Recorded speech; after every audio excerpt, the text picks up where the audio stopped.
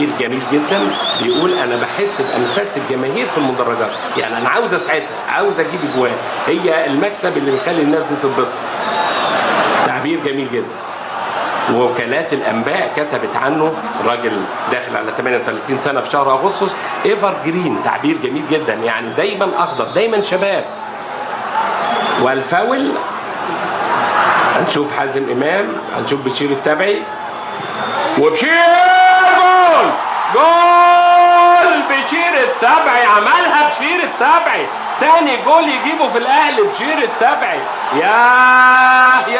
يا سادس موسم ليه مع الزمالك، نجح في اقتحام اسوار الشهرة والتألق بسرعة فائقة بشير التبعي، ويسجل اسمه في التاريخ بشير التبعي في الدقيقة 14 او الدقيقة 15.